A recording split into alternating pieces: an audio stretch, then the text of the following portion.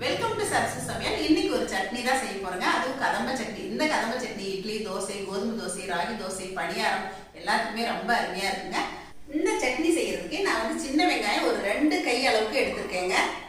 பெரிய வெங்காயம் சேர்த்து வேணாலும் செஞ்சுக்கலாம். ஒரு 5-6 பல் பூண்டு, கொஞ்சம் கருவேப்பிலையும் கொஞ்சம் நல்லா தாராளமா எடுத்துக்கணுங்க இந்த சட்னிக்கு.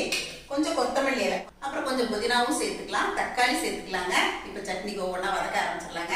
இந்த மாதிரி சட்னி எல்லாம் நம்ம அரைக்கும் போது நல்லெண்ணெய் விட்டு வதக்கினா நல்லா இருக்குங்க. நல்லெண்ணெய் தேவைக்கு விட்டுக்கலாம். ஃபஸ்ட்டு உளுத்தம்பருப்பு சேர்த்துக்கலாங்க. இப்போ பாருங்கள் லேசாக செவந்து வருது. இந்த ஸ்டேஜில் காஞ்ச மிளகாய் சேர்த்துக்கலாம்.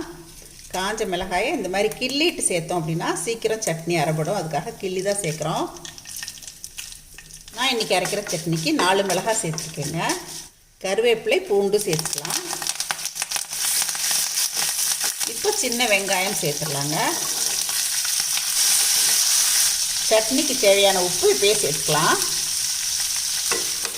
வெங்காயம் வதங்கிட்டு இருக்கும்போதே தக்காளி சேர்த்துக்கலாங்க. நான் இன்றைக்கி 2 தக்காளி சேர்த்துருக்கேன்.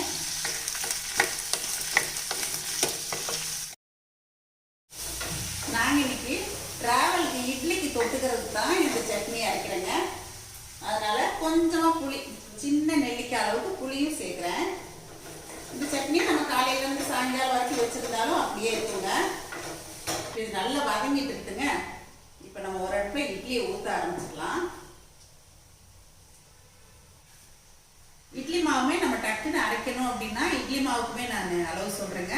இட்லி மாவு வந்து நான் ஒரு 3 மணி நேரம் ஊற வச்சேங்க.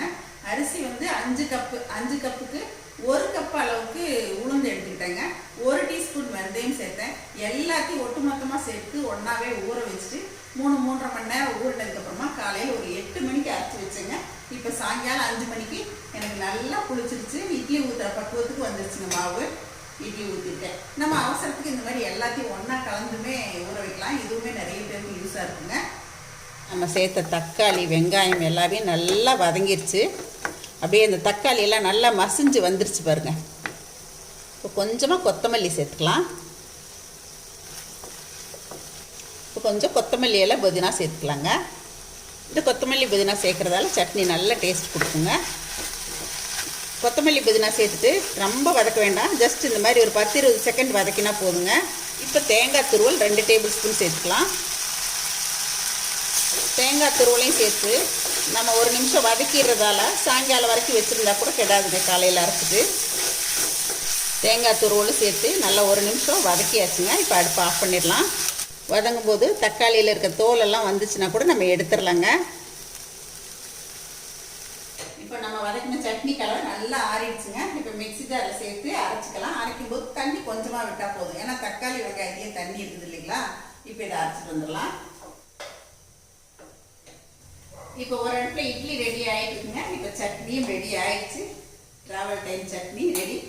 இட்லி மாவுமே பாருங்கள், நான் காலையில் அரைச்ச மாவில் தான் இப்போ இட்லி ஊற்றிருக்கேன். எல்லாத்தையும் ஒட்டு மொத்தமாக தாங்க போட்டு அரைச்சேன். அதே மாதிரி நான் இட்லிக்கு எப்பயுமே 5060 அரிசி தாங்க போடுவேன். 5060 அரிசி போட்டு தான் அரைச்சேன்.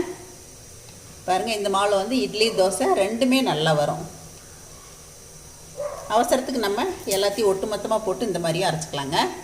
இப்போ பாருங்கள், கதம்ப சட்னியும் சூப்பராக ரெடி ஆயிடுச்சு. நம்ம ட்ராவலுக்கு அப்படிங்கிறதால இப்படியே கெட்டியாகவே வச்சுக்கலாங்க. தாளிப்பெல்லாம் இதுக்கு தேவையில்லை. இட்லியுமே பாருங்கள் நல்லா சாஃப்டாக வெந்திருக்கு. இன்றைக்கி எங்கள் வீட்டிலையும் கதம்ப சட்னியும் இப்போ ரெடியாக இருக்குங்க. இந்த கதம்ப சட்னிக்கு நம்ம மேலால் 1 ஸ்பூன் போல் நல்லெண்ணெய் விட்டுக்கலாங்க. கொஞ்சம் காரம் இருக்கிறதால கொஞ்சம் நல்லெண்ணெய் விட்டுட்டா சட்னி டேஸ்ட்டாக இருக்கும். உங்களுக்கு தாளிப்பு பிடிக்கணும், இல்லை தாளிப்பு கூட கொடுத்துக்கலாம். நான் இன்றைக்கி மேலால் நல்லெண்ணெய் மட்டுமே விட்டுருக்கேன். பேக்கிங்க்கு எல்லா பேப்பர் எல்லாமே ரெடியாக இருக்குங்க. சட்னி நம்ம ட்ராவல்க்கெலாம் எடுத்துகிட்டு போகும்போது இந்த அளவுக்கு கெட்டியாக இருந்தால் தாங்க நல்லாயிருக்கும். இப்போ இட்லியும் சட்னியும் பேக் பண்ண வேண்டியது தாங்க. இட்லி தோசைக்கு ரொம்ப அருமையாக இருக்குங்க. சட்னியை பார்க்கும்போதே இட்லிக்கு தொட்டு சாப்பிடணும் போல் இருக்குது இல்லைங்களா. அவ்வளோ சூப்பராக இருக்கும். இப்போ எங்கள் வீட்டில் ட்ராவலுக்கு இந்த மாதிரி வாழை இலையில் வச்சு பேப்பர் போட்டு இட்லி பார்சல் பண்ணியாச்சுங்க. அதே மாதிரி பார்த்தீங்கன்னா இந்த சட்னியுமே வந்து டிஸ்போசபிள் பாக்ஸில் எடுத்துக்கிட்டேங்க. ஸ்பூனுமே வந்து டிஸ்போசபிள் ஸ்பூன் எடுத்துக்கிட்டேன். இன்றைக்கி நான் செஞ்சு காட்டினேன் இந்த கதம்ப சட்னியும் இந்த இட்லிக்கு நான் சொன்ன அளவுகளும் உங்களுக்கு பிடிச்சிருக்குன்னு நினைக்கிறேங்க. என்னங்க, இட்லிக்கு நான் எப்பயுமே வந்து வெந்தயம் போடாமல் அரைப்பேன். தோசை பணியாரத்துக்கு தனியாக கொஞ்சம் வெந்தயம் சேர்த்து அரைப்பேன். அதனால இட்லியோட கலர் வந்து கொஞ்சம் டல்லாக இருக்கிற மாதிரி இருக்கு. வெந்தயம் சேர்க்காம அரைச்சோம், அரிசி உளுந்து மட்டுமே போட்டு அரைச்சோம் அப்படின்னா அது வந்து நல்ல ஒயிட் கலராக இருக்கும். எனக்கு அப்படிதான் பிடிக்கும். ஆனால் நான் வீட்லேயே கொஞ்சம் மாவு வச்சுட்டு போகிறதால நாளைக்கு வந்தோடனே ஊற்றணும், அதுக்காக தோசைக்கு வச்சுக்கலான்ட்டு வெந்தயம் சேர்த்து தான் அரைச்சிருக்கேங்க. எல்லாமே ஒட்டுமொத்தமாக போட்டதால வெந்தயம் சேர்த்து தான் அரைச்சிருக்கேன். ஆனாலும் இட்லி வந்து நல்லா சாஃப்டாக வந்துடுங்க. நம்ம ட்ரெயின் எல்லாம் வெளியில் எங்கேயாவது போகிறோம் அப்படின்னா இந்த மாதிரி இட்லி எல்லாம் ஊற்றி சட்னி அரைச்சி எடுத்துகிட்டு போயிட்டா பேசாமல் நம்ம வீட்டு சாப்பாடே சாப்பிட்டுக்கலாங்க. இந்த வீடியோ உங்களுக்கும் பிடிச்சிருக்குன்னு நினைக்கிறேங்க. கண்டிப்பாக நீங்களும் இந்த மாதிரிலாம் ட்ரை பண்ணி பாருங்கள். மறுபடியும் சந்திப்போம். நன்றி, வணக்கம். சரசு சமையல் பாருங்கள், சமையல் நல்லா பண்ணுங்கள். சரசஸ் ஃபுட் ப்ராடக்ட்ஸ் பொடிவைகள் தேவைப்படுறவங்க இங்கே கொடுத்துருக்க வாட்ஸ்அப் நம்பரில் காலை 10 மணி முதல் மாலை 6 மணி வரை எங்களை கான்டாக்ட் பண்ணி வாங்கிக்கலாங்க. தேங்க்யூ.